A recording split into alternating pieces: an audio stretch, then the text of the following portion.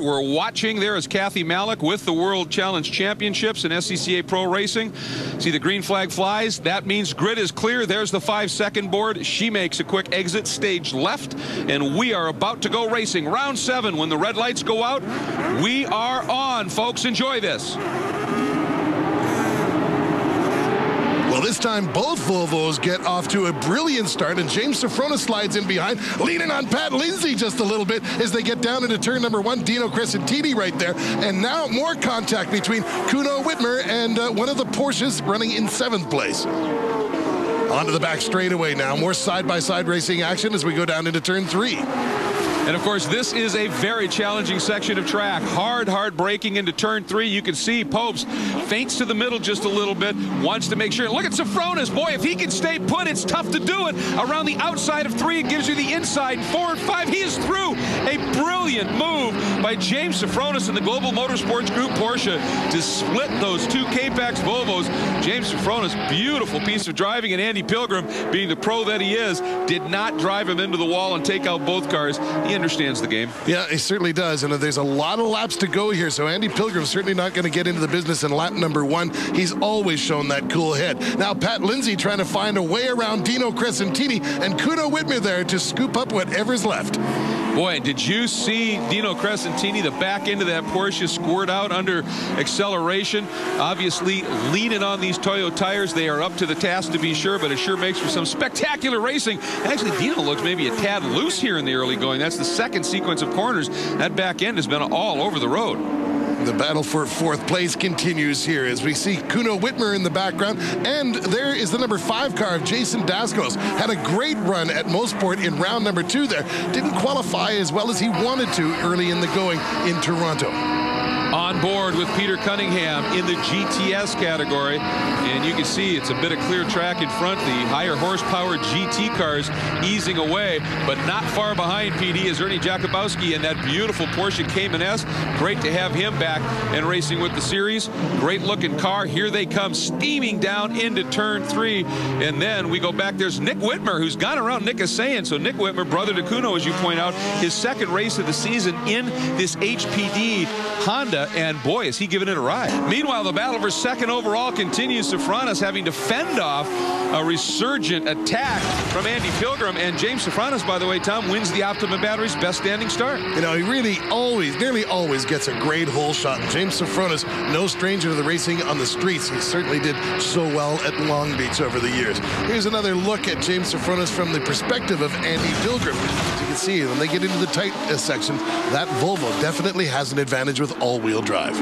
Meanwhile, up front, Randy Popes leads it, but he's not exactly just disappearing away from everybody at this stage. Is this one of those situations where he's now trying to save a little bit to have it later in the race? You know, you never know with Randy Popes. He always has so much poise in the car. It's hard to say whether he's holding back or going flat out. And the battle for 2nd now in the GTS division is starting to heat up. Nick Asayan has closed up on the back of the Porsche of Jakubowski, and you can see P.D. Cunningham. That's the margin first to this battle to 2nd, but Nick Asayan is making this battle for 2nd heat up.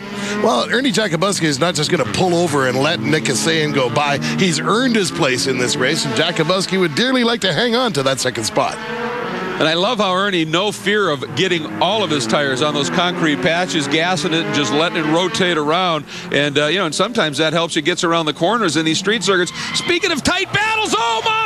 Brett Sandberg has just hammered into the passenger door of Robert Stout, and I mean, clobbered him, and Sandberg went airborne. Tom, this was a huge hit. Well, from Robert Stout's perspective, he saw him coming. He saw him take that good long look there. I think that Brett Sandberg was looking in his mirror as well, as Sandberg takes a look at the number 32 car which was coming, and he had nowhere to go and nothing to do about it. Absolutely, and Sandberg up on 2 wheels, almost going over. And you could hear he just suddenly dynamited the brakes, almost killed the engine, trying to avoid the hit. But, yeah, he may have been paying more attention behind him. He was in the middle of that battle nonetheless. Big hit. Oh, and right there, Andy Pilgrim almost got squeezed by Meyer, but again, Andy Pilgrim's experience telling him exactly what to do. Just waited, breathed it, and then ducked underneath. There goes Popes. There's Sofronis, as I said, very, very close indeed. Oh, and a big hit into the wall. That is the number 40 of Schaefer. That is the Go For It Racing School's Hawk VW Jetta GLI, and that car, of course, had been started, the two cars run this season, by Irish Mike's Racing. They recently were taken over by the Go For It Racing School's team. Body work on the track. We have a full course caution, and of course, where the incident is, where the pieces of debris on the track, that yellow flag with the orange stripes is the surface flag, meaning there's a problem there, but we're under a caution. Haven't seen one of those in a while. And here's some of the pack. And Fred Roberts has just gone underneath one of the cars. Oh, and he hit Shea Holbrook. And this is under a full course caution, and clips her again. I don't know. Apparently, maybe he did not see the double yellows. And he's a rookie, so not a lot of experience with full course cautions, perhaps, to deal with. Well, now that we've had an opportunity to take a look at this, I should apologize to Mr. Schaefer. He didn't really early apex the car. You see what happened there. Pat Lindsay actually got through the corner alongside of him. He had nowhere else to go. Got out into the gray a little bit and slid into the wall. Another look from on board. As you can see, a fairly significant hit inside the car for Schaefer. He does a good job of keeping it out of traffic along the right side of the wall. A good job, but unfortunately, that's going to end his day. Watch for the green to fly. The double yellows will be pulled, and we are back at it. And Dino Crescentini, he timed that to perfection, comes right up alongside, gets by Pilgrim, and Lindsay down the inside of Pilgrim. Lindsay trying to get underneath Crescentini. Somehow they didn't touch. Pilgrim still trying to stay put. He now gets around the outside of Lindsay, but up front, that has allowed certainly Popes as well as Sofronis and Crescentini to get a little bit of a jump. And look at Kuno Whitmer trying to take advantage of that sort of bottle up, if you will. Hard on the brakes, tucks right in behind Pilgrim, hoping to follow Pilgrim by Lindsay. Lindsay may be freight trained here. He's trapped on the outside. Let's see how he plays it. Runs a little wide, and no, not able to get through. So Lindsay hangs on, and Whitmer tucks back in behind. But again, some great exchanges on the restart. You know, there's a few people in racing that have a saying that say restarts beget restarts, because they oftentimes cause another yellow to unfold. Everybody doing a nice job here. Aggressive but clean. Meanwhile, our battle in the GTS category, you see there's the top three. Here is Nick Whitmer continuing to lead. Here's one of the True Speed Porsches going by, but Nick Whitmer doing a phenomenal job in that HPD real-time Honda. And meanwhile, as you see, Andy Pilgrim is losing some ground here once again, falling back through the order. Pat Lindsay just able to get by. We're working the lap 16 count for the leader, Randy Popes, at this point. And Pilgrim struggling just a little bit, but teammate Randy Popes continuing to look awfully good here on the streets of Toronto over Sofronis and Crescentini. And GTS, Cunningham, Jakubowski, and Hassan. And in touring cars, Whitmer leading over Meyer and point leader Stout. Bienvenue to Le Mans. Great to have you with us here at the Acura Sports Car Challenge, round 7 of the World Challenge Championships. And PD Cunningham right now finds himself pretty much by his own self in the GTS class. Well, there's some debris in the middle of the circuit there. That could be a part of the story. We see some dents in the front of the True Speed car. That could be a part of the story. Meanwhile, all by himself, PD Cunningham is a little bit relieved, I would imagine, to see that the battle between Ernie Jakubowski and his teammate Nick Hassan has, for all intents and purposes, ended.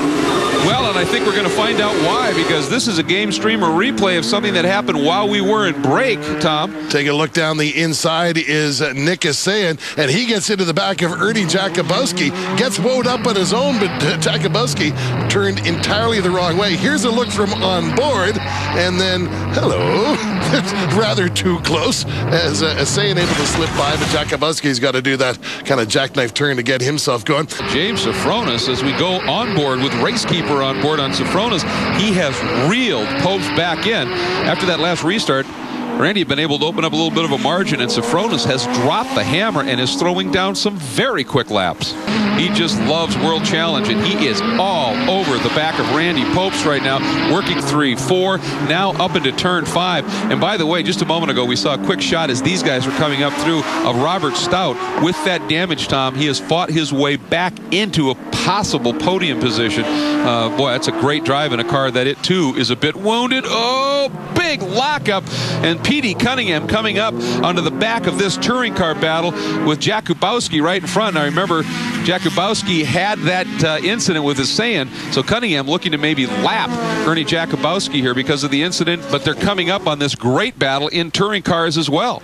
But oh, Randy Pobst he is really feeling the heat now from Sofronis, and it looked to me like off of that left rear tire of Randy, it looked, I don't know if he was just smoking it coming through the turn or there was some moisture, but maybe that's part of the problem. Look at Sofronis, get on the gas, that car steps out. Awesome stuff. White flag lap, 2 turns to go as we see Sofronis making his last bid in turn number 11. Not going to be able to get it done. Another win for Randy Pobst in the K-Pax Racing Team. What a season for Randy Pobst. What a great drive for Sofronis, however, able to come up and make it awfully close at this stage. So for Randy, that is win number 3 on the season. And of course, we talked about that streak and string of poles he's been able to put together. An awesome day for him. Meanwhile, speaking of awesome days, Nick Whitmer out of turn 11 onto the front straight. The checker flag awaits him as well. Look at the fist pump as he brings that car home with a win, and again places it up into the field very strongly. So a good solid day of action for him. And of course, here comes Petey Cunningham, has been able to get around Jakubowski, and Ernie may have said, go ahead, we'll get this one done.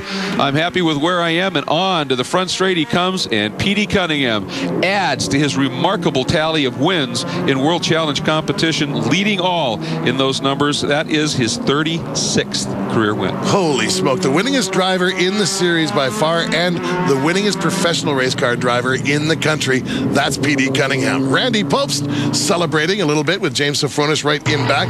As you know, Randy is always a great interview. We'll have an opportunity to chat with him in just a moment's time. But now we'll have a look at the overall results. Here they go. Randy Pobst over Sofronis. There's your margin of victory, and at times much closer than that. Pilgrim, Lindsay, and Crescentini. That is the wrap-up down to your top 5. Then back in the 13th spot is the GTS winner, Petey Cunningham. The 14th spot, your touring car winner, Nick Whitmer. When we go back to the rest of the pack, you can see Saiyan and Ziegler, of course, had their issues, as did Sandberg, who was not able to finish. But the one thing on that touring car grid, Stout comes home 3rd after that hit.